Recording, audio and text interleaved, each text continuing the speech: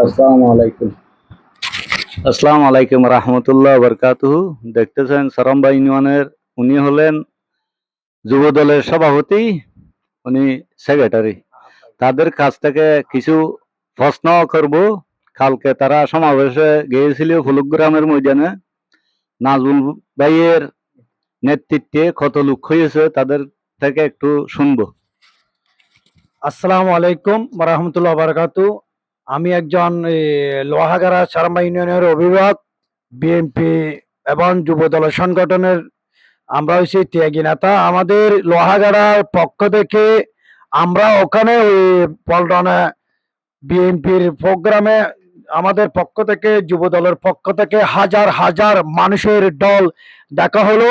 আমরা লোহাগাড়ার পক্ষ থেকে এবং সরম্বা ইউনিয়নের 9 ইউনিয়নের পক্ষ থেকে আমার যুব দল ভাইকে সবাইকে আমার পক্ষ থেকে সালাম। এবং আমার পাশে সরম্বা ইউনিয়নের যুব দলের আহ্বায়ক, সেক্রেটারি। আমরা হচ্ছি ত্যাগী নেতা, ত্যাগীর মূল্যায়ন চাই। আমরা নাজমুল ভাইয়ের নেতৃত্বে আমরা ইনশাল্লাহ প্রোগ্রাম করলাম। হাজার হাজার লক্ষ লক্ষ লক্ষ ওই পল্টনা চিটাঙ্গার প্রোগ্রামে তারুণের সমাবেশ, সেখানে আমরা হাজির হয়েছি।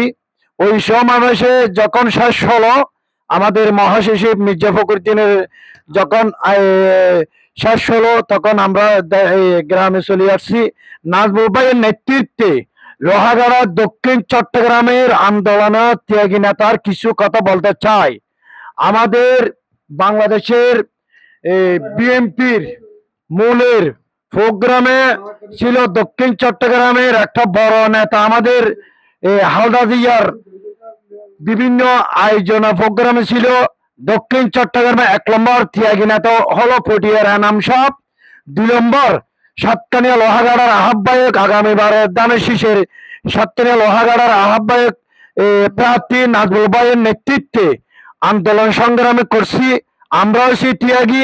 আমরা দক্ষিণ জেলায় ত্যাগী হিসাবে সভাপতি, ইনশাল্লাহ লোহাগাড়ার বিএনপির সভাপতি দেখতে চাই। আন্দোলনে সুষ্ঠু একটা কমিটি দেওয়া হোক, অফার দেওয়া হোক। আমাদের